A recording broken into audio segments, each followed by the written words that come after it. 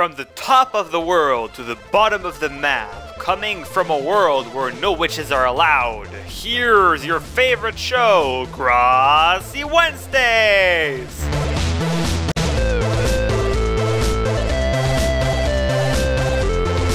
Hello, YouTube, and welcome back to the 8th, I think it's the 8th, maybe it's the 8th, maybe I'm wrong, I don't know, but I think it's the 8th episode of Grassy Wednesdays, the series where we cover all your green gaming needs. That is right, baby. We are back for another episode of this grass removal series. Well, dang it, I keep saying grass removal. Mycelium removal and grass placing series. There we go. And I just forgot to get my grass to be able to place on the, where I remove the mycelium. This barrier, by the way, that's hilarious to see. This is not working at all. I was thinking this would make it so the villagers can go back at the other side, but they don't seem to be wanting to do that whatsoever. That is not working. I think those are trapped there forever. Well, that is great. Anyways, welcome back. It is right now, guess what? Wednesday! Because I'm always recording these on Wednesdays. And we are the 9th of March. And it did snow today. It snowed today earlier. I think it was this morning and a little bit later. I think all the snow is melted by now, but I still find it funny that on the 9th of March, after it did not snow for like an entire month, it just snows again. But it did snow a little bit and the snow is probably gone now, but that was pretty interesting to see that happening this late in the year, because I remember we had two types of winters when we were well, in Canada, we had two types of winters always, me and my family, as long as I can remember. We had really cold winters where it snows pretty much until like May, and we had warmer winters where it snows and then like late February or beginning of March, snow is pretty much done already. So those are the two types of winters I've seen. Man, I just realized something here. First of all, this is going to be a pain in the butt to remove.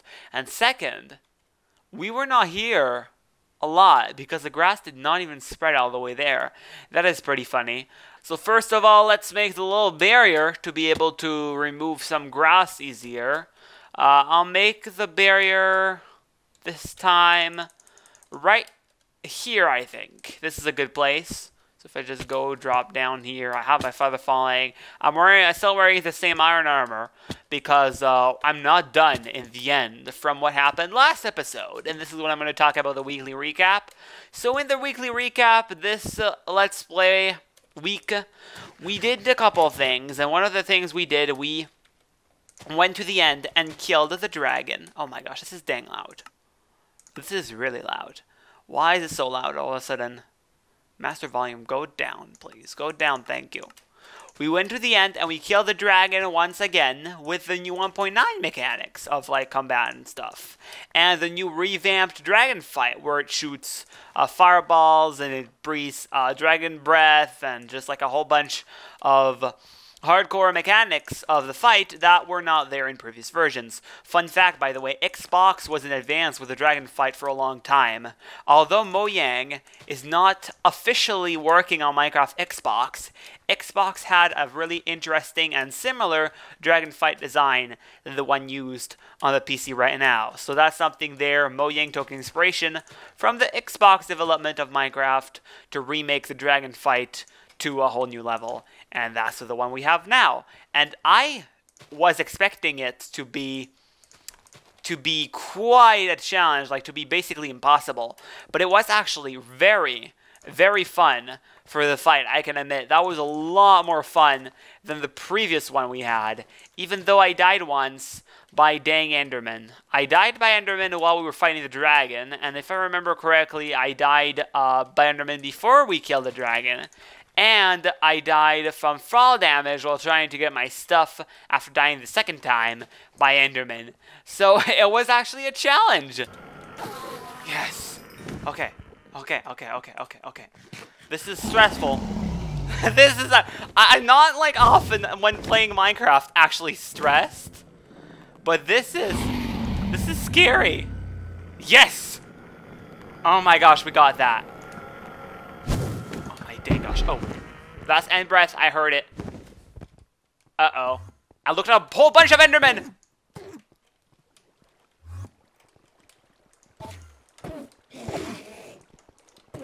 Oh my gosh! This is scary!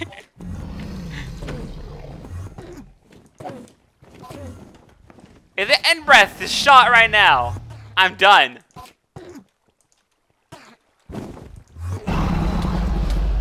Oh no! Oh! Survived! I dang survived that! I want my water! I want that. Ah! Can you die? Please. Ah! What? What happened? I didn't have my shield up. I didn't have my shield whatsoever. It was actually a challenge, but not the kind of challenge that, oh, the dragon pushes you into the void. You can't do anything about it. No, this was actually like the fight was a challenge. And even with Feather Falling 4, it still was pretty tough, but I still think the dragon is a big chicken. I will never change my mind on that. The dragon, unless they really make it hardcore style tough, because seriously, the dragon runs away from you, well, flies away from you way too much in the fight for me to think that the dragon really is a man. Well, technically it's a woman because it lays an egg, but whatever. It's a big chicken. There's a ghost block there. There we go, fixed it. And now we have to 53. Look at this. 54. Yeah, ghost blocks are fun. That's another one right there. Oh my dang gosh. Why is this shovel creating so many ghost blocks? I understand in servers because the servers thinks the block is there, but in single player it does not agree. I think I just created some. No, I didn't. But on single player, I'm like, what the heck is causing a ghost block coming? Because I know there is still some internal server stuff happening, but it's still really weird, in my opinion, to have something like that in single player. They say now in 1.9 pre-release, 1.9.1 pre-release 1, they fixed a ghost block bug, but I don't think that fixed the one I'm having here. I think that fixed a ghost block with piston bug, because basically there are two different types of ghost blocks. The ghost block type that you'll get when you destroy by a shovel, that is the type that the server knows there is a block, but the client doesn't think there is. The other type is the one where the client thinks there is a block, but the server knows there is not. And that is the worst one, because if you stand on that block, you can get kicked for flying. While if you stand on the ghost block created by the client, you won't get kicked for flying off a server or anything. It'll just be annoying. That is a cave over there. I wish I had my depth strider. I just want to take a peek into the cave, because we might use all of these later when we do biome enhancement. Lots of mushrooms. Whole lot of mushrooms. I think that's basically it there is in this cave. Oh well. This is still cool, and it's all in the mushroom biome, so no mobs spawn into it, which is pretty cool if you would to ask me. But yeah, talking about 1.9 and stuff, I just mentioned it, but 1.9 pre-release 1, 1.9, I keep saying it, 1.9, no, 1.9.1 pre-release 1 is going to come out. Well, it already came out, the pre-release, but the 1.9.1 release is going to come out pretty soon, and I really hope that the 1.9 last bugs they forgot to fix are going to be finally fixed in that update. But Minecraft always seems to have some bugs, and that's what makes the game fun, does it? Like when you can go super speed on boats because you're on ice. Yeah, that is surely intended. I'm sure that is a bug and that's going to get fixed someday, but I'm going to abuse it as much as I can for the meantime because it's pretty fun to play with.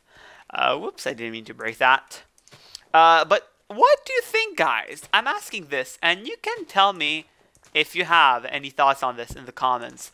I would like to know. I would like to know your story on this, but what do you guys think of the 1.9 update in general? I would like to know what people have to say about that. I know a lot of people like it, and a lot of people hate it. There are people that think that since the 1.8 update, Minecraft was ruined. And the reason is everything that was hard to be done in the past, and that people used super advanced redstone circuitries, that use glitches, that use bugs, that use this, to be able to do things like XP farms, to be able to enchant tools. And then Mojang just says, oh, you know what, we're going to add something called mending. You know all those XP levels you've been getting? Well, now you can repair all the old tools that you've broken if you put mending on them. It's the kind of things like that I can imagine would be frustrating to some people. Also, the fact that Mojang changes some of the old mechanics that you've been seeing in the game for more than, I think, 6 years now that the game was invented. Minecraft came out in 2010, I think, the first. InDev was in 2010, if I'm not mistaken. Yeah, it has been 6 years now. And Minecraft is changing a lot. Did you see what they did with the combat? Basically, the combat now requires that you need to pay attention to your rate of clicking. And for the longest time, Minecraft was a game that you would just, to be able to fight stuff, this is what you would do.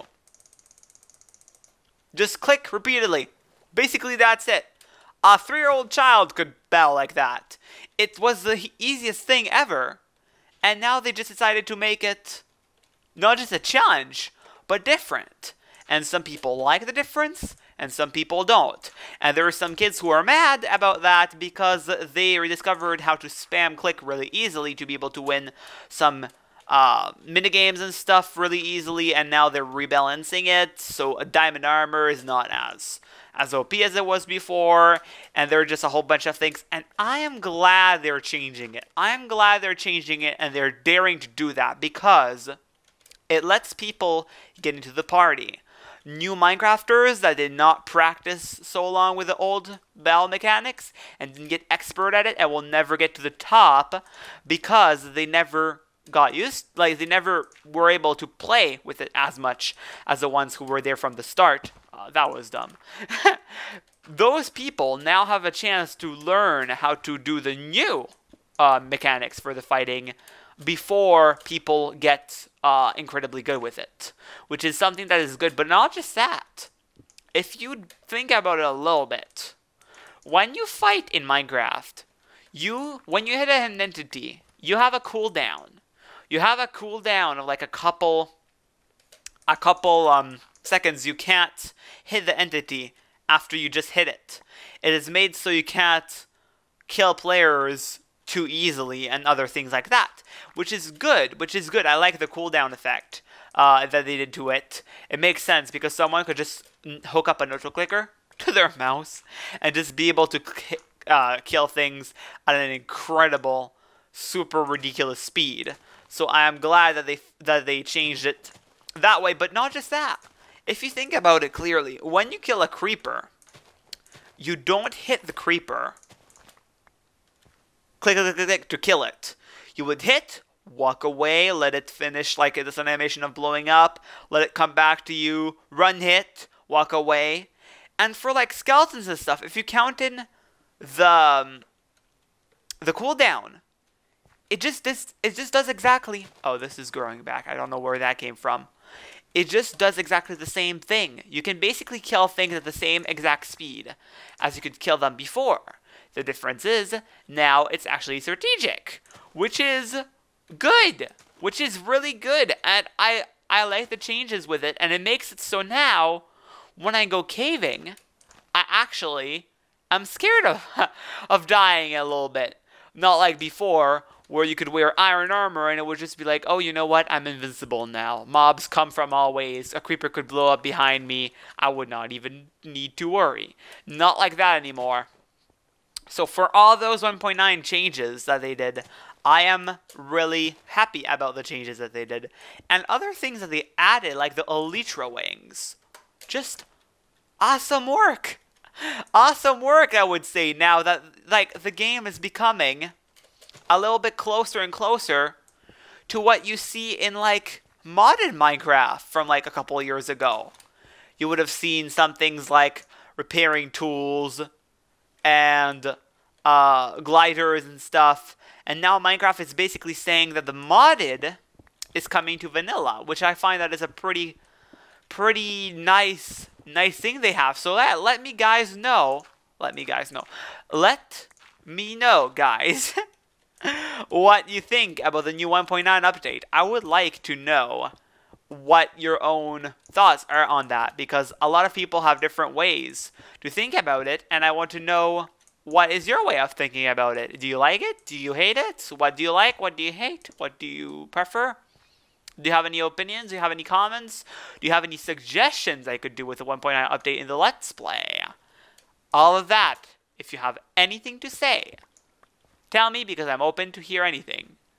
So yeah, that's what happening about the 1.9 update that they're releasing. Another thing I wanted to talk about, the 1.9 update they're releasing. Another thing I wanted to talk about was the future of the channel. The future of the channel and a couple announcements I have to make. So, first of all, let me just eat for a second. First of all, I am recording a lot more videos. I am recording a lot more of videos recently, and there is a simple reason why. If you looked at my subscriber count, recently it has been exploding. I don't know what happened. I might have an idea, but I don't know what happened that just made it so my count just like changed so much. So basically, it took me more than a year to get from 0 to 50 subscribers, okay? Well, take that into consideration, and now listen to this. So it took me 1 year to get 50 subscribers. And then in 3 days, I've gotten 15. That is like around that is like around 5 per day in average. And I thought it would slow down, but it has not been slowing down since that happened. For 3 days it has been going like that. I don't think it's a miracle video I posted. Like, I posted the obsidian farm work, and a lot of people seem to like that, but I don't think that could have gotten me 15 subscribers in 3 days. And I hear two types of people. There are the people that would say, why do you freaking are amazed by the fact that you got in 15 subscribers per 3 days? Because for people that do YouTube for a long time and that get a lot more than that, it's not a big thing. But for people like me, who barely get like 1 per week usually, to see 15 in dang 3 days, I can't do better but just be really thankful for that, because now I actually feel like a little community is developing on my channel. And the cause might be this. I'm going to talk to you guys about something that's coming soon to the channel, and that I hinted a little bit in Twitter, but I did not officially say what it was. I said on Twitter, a new SMP series is coming to my channel. Well, yes, I got invited to a private YouTube community. It's called Diamond Society SMP. And by the time I'm uploading this video, I already have an episode of that series already made. I just need to post it. And I didn't want to post it today because I'm making the Grassy Wednesday. But I am really excited about what's going on with that. So I just wanted to let you guys know that I got invited by Coupe des Olensi to his YouTube community, and that I'm going to be making a series onto that. And since that happened, that is the only event I can think of that really coordinated with what happened with my YouTube subscribers. So I don't know if the two events are related. I might be very stupid, but yeah, it's not for the subscribers that I like the idea, though. I like the idea because none of my friends of today really do YouTube, like, seriously. Really, like, I can't say I'd have none, but I don't have many friends that really do YouTube like I do.